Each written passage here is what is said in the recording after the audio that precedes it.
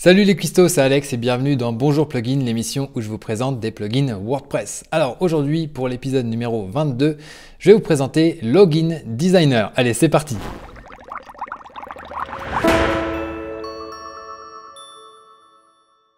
On me demande souvent comment personnaliser la page de connexion de WordPress parce qu'il faut avouer que par défaut, elle est un petit peu tristounette et quand on a souvent des membres qui doivent se connecter à notre site, eh bien c'est mieux de leur proposer une expérience qui soit une bonne expérience que tout simplement, enfin des membres ou des clients même. Donc l'idée avec le plugin que je vais vous présenter aujourd'hui, c'est de transformer un petit peu cette page de connexion sans aller dans le code, sans mettre les doigts dans le code parce que si vous codez un peu, vous avez pu trouver sur internet ou même sur la marmite quelques petits bouts de code pour la personnaliser, mais ici ce n'est pas le but. Donc là on va se rendre sur le répertoire officiel pour découvrir Login Designer, donc la page de l'extension.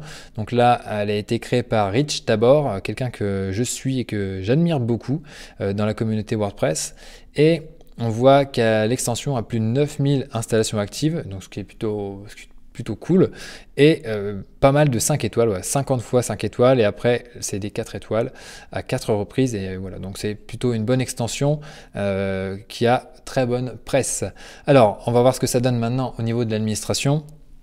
Donc j'ai installé l'extension bien sûr, je clique sur Settings ou alors dans Apparence, je vais sur Login Designer et ensuite je suis redirigé dans l'outil de personnalisation de WordPress pour pouvoir mettre en page cette fameuse page de connexion.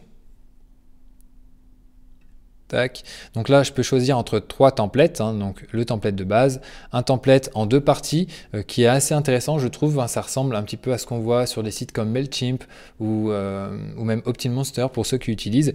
Et ensuite, il y a un modèle, donc un template qui est un petit peu plus sombre pour ceux qui ont des sites qui sont un petit peu plus du côté obscur. Donc, je vais personnaliser celui-ci qui me semble plutôt intéressant. Donc, et quand on passe la souris donc, dans les différentes zones, on peut les personnaliser. On a un petit pinceau ici, donc si je clique là, j'ai les options qui arrivent et je peux choisir par exemple des photos qui sont dispo. Donc là voilà, vous n'êtes pas obligé d'utiliser celle-là, vous pouvez éventuellement utiliser une photo qui est dans votre bibliothèque et après envoyer vos propres photos si vous le souhaitez. Donc par exemple je pourrais mettre celle-là qui est plutôt sympa. Voilà ce que ça peut donner, plutôt cool. Là si je clique ici, ça me permet de revenir au modèle, donc c'est pas forcément ce que je veux.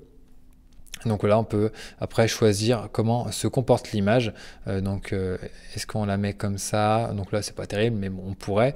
Donc là c'est en cover idéalement, et on peut la mettre en scroll. Non, on va pas la mettre en scroll, on laisse toutes les options par défaut, et après là la couleur on laisse comme ça. Donc après, au niveau des options, pour le formulaire, on peut choisir une couleur d'arrière-plan. Là, je peux mettre par exemple un gris. Je ne vais pas m'amuser à choisir une couleur parce que je suis très nul et puis ça risque d'être moche. Donc je vais choisir un gris très clair. Et après, on a différentes options. Donc on peut mettre des ombres, regardez. Alors là, ça va pas forcément se voir, c'est parce que voilà, il faut le mettre ici. Donc là, je peux mettre une ombre plus ou moins accentuée. Je peux mettre ça, voilà, un petit radius. Je vais laisser les coins, je trouve que c'est plus intéressant. On peut mettre ça en transparence. Donc là, la couleur de fond, c'est un je sais pas quoi, une espèce de violet. Donc on va pas le mettre, on va laisser du gris, c'est plus propre. Et au niveau de la largeur, j'ai sauté une option, on va y revenir après. La largeur du formulaire, on peut le réduire.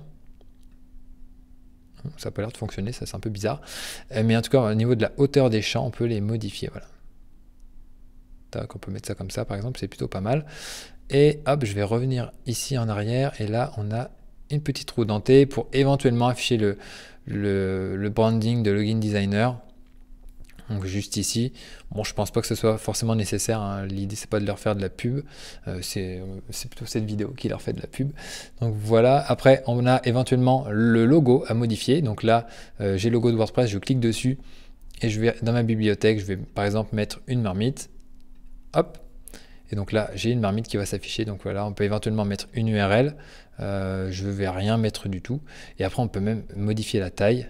Hop, donc là je vais peut-être la réduire un peu, je vais mettre du 120 pixels, 130 pixels, allez, on redescend, on met bien du coup la hauteur et la largeur de la même taille, sinon le logo sera un peu déformé, et la position aussi peut varier. Hop, voilà, c'est bien comme ça. Et on peut aussi totalement désactiver le logo si vous n'avez pas besoin. Hop, mais là, je vais le laisser parce que c'est plutôt sympa. Et là, on a la section aussi du formulaire qu'on peut personnaliser. Donc en fait, on peut cliquer sur les différentes sections. Le fond, le logo, le champ de connexion et les liens. Donc là, au niveau du champ de connexion, on a pareil l'arrière-plan. Donc on pourrait modifier l'arrière-plan des champs. Je vais laisser par défaut la bordure, etc. Les marges, on peut vraiment mettre un petit peu plus d'espacement, des marges internes aussi à l'intérieur des champs, la marge du haut, hop. Donc, et là, quand on clique ici, ça remet la valeur par défaut, si jamais vous vous amusez un petit peu trop comme moi, comme je suis en train de faire en ce moment. Et on peut aussi choisir la police, hein. Donc là, il y a plusieurs polices de disponibles. Il n'y en a pas 50 000, mais bon, hein, il n'y a pas besoin forcément de mettre du comics sans MS lorsqu'on cherche à se connecter. Et pareil, la taille de la police, on peut éventuellement la grossir, plus la couleur. Après, on a aussi le « Souvenez-vous de moi ». Donc voilà, après, on clique vraiment sur chaque élément. Donc là, password, on met bien sûr mot de passe. Là, identifiant ou adresse email. Tac. La police, pareil, même chose, la taille. On peut vraiment tout personnaliser. Et on a même le bouton de connexion, on clique dessus, hop. Donc là, le bouton, on peut pas changer le texte là? Ça me chagrine un peu ça. Donc, en tout cas, on peut choisir la couleur. Mais ouais, ça m'embête un petit peu. Ou alors j'ai texte.